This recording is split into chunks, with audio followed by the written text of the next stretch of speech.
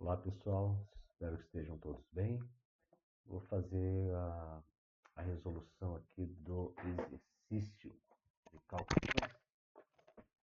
Vamos ver aqui. Então, olha só, basicamente aí foi dada uma função polinomial, ok? E nós precisamos calcular as derivadas parciais em relação a x e em relação a y, tá? Então vamos primeiro fazer isso. Então vamos calcular aqui a derivada parcial em relação a x.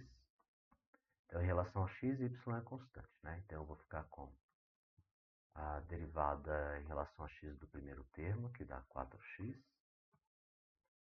mais a derivada do segundo termo em relação a x, vai dar 3y. A derivada do terceiro termo em relação a x vai dar zero. Por quê? Porque y é constante, né? Em relação a x, y é constante. Então, a derivada de uma constante é zero. E a derivada aqui do quarto termo em relação a x dá menos 5. E a derivada desse último termo, do quinto termo aqui, ela é constante em relação a x, né?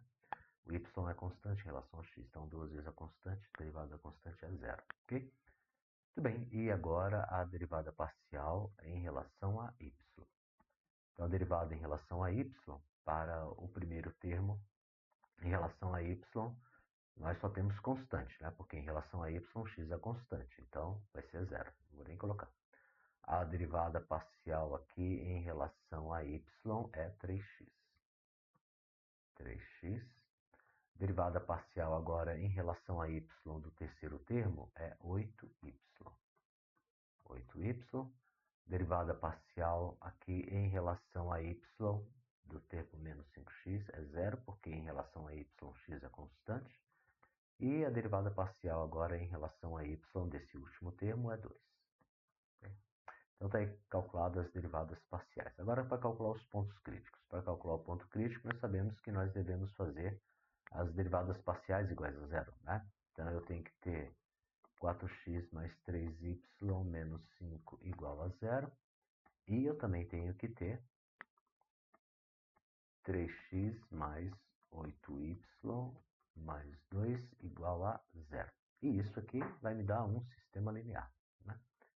Então, eu vou ter um sistema linear 4x mais 3y, já colocando na forma para resolução, como nós estamos acostumados, esse menos 5 aqui está no primeiro membro, no segundo membro ele deve ficar com sinal positivo. E a mesma coisa para a outra equação, aqui 8y, o 2 no primeiro membro vai para o segundo membro e nós teremos então menos 2, ok? Para resolver o sistema, vocês podem resolver como vocês quiserem, né? Se acharem melhor resolverem lá pelo método da adição, pode ser, substituição, eliminação de Gauss, o que vocês acharem melhor.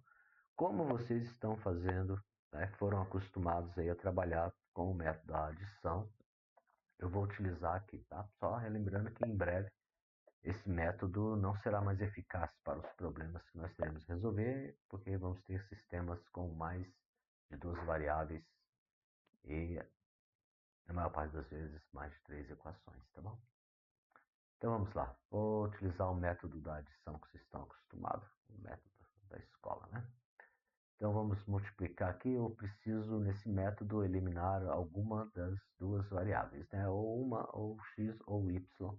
Vamos eliminar primeiro o x aqui, tá bom? Então, para eliminar o x, eu vou multiplicar esta equação toda por menos 3 e vou multiplicar esta equação toda por 4, ok?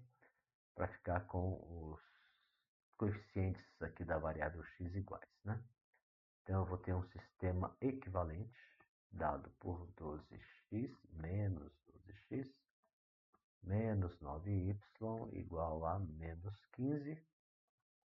E aqui eu vou ter 12x, a 8 vezes 4, 32, mais 32y igual a menos 8. Menos 8 Então, com isso, nós conseguimos um sistema onde a variável x vai ser eliminada. Nós vamos somar agora as duas equações. Então, menos 12x mais 12x vai dar 0x, some do sistema os termos com variável x e eu fico só com termos na variável y, né? Menos 9 mais 32 vai dar 23y igual menos 15 menos 8 menos 23. O que me diz então que y vai ser igual a menos 1. Okay? Posso fazer a mesma coisa agora para eliminar a variável y. Okay? Então, da equação original, 4x 3y igual a 5 e 3x mais 8y igual a menos 2. Tá bom? Então, vou multiplicar esta equação toda por 8 e vou multiplicar esta equação toda por menos 3, para eliminar a variável y aqui. Então, vamos lá. Então, aqui eu vou ficar com 32x mais 24y igual a 40. E aqui vai ficar com 32. Por que eu pus 8? Na verdade, porque é o y, né? Tá certo. Menos 9, menos 9x. Aqui menos 24y. E aqui eu tenho 6. Então eu ganho, somando as duas equações, eu vou ter uma equação equivalente, onde eu não vou ter a variável y. Né? Então eu vou ficar com 23x igual a 46, o que me dá então o valor de x igual a 2. Okay? E aí então nós conseguimos os pontos críticos, né?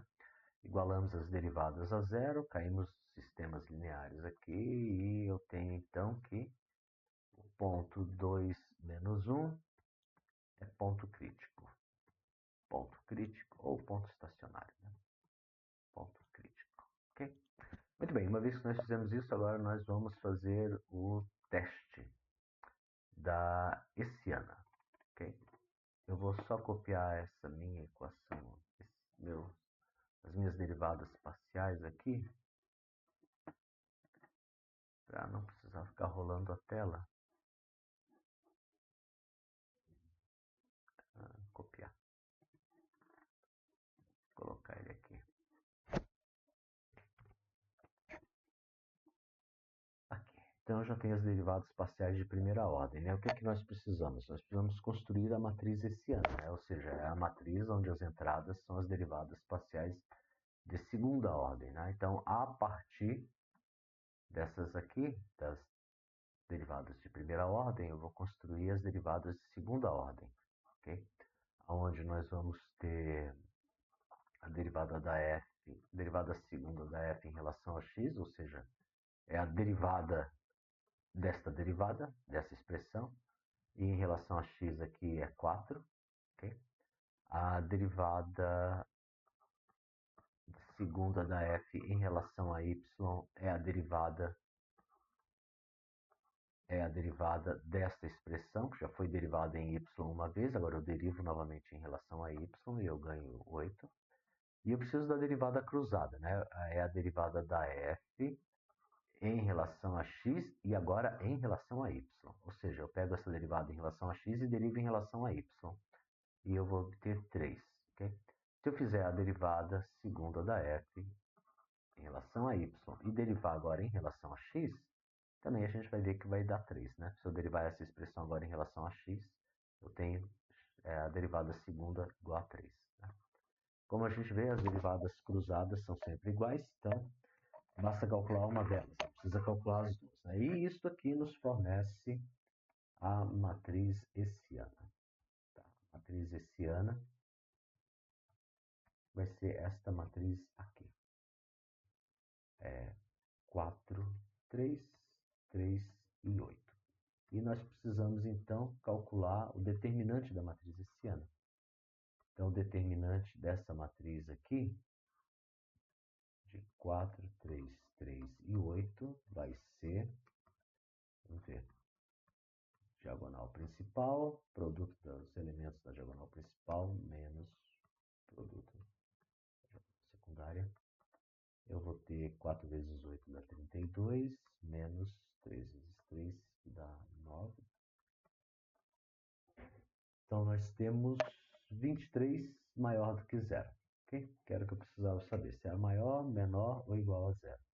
E, além disso, né, nós temos também o seguinte, o determinante da H é maior do que zero e a derivada segunda da f em relação a x também é maior do que zero, que é igual a 4.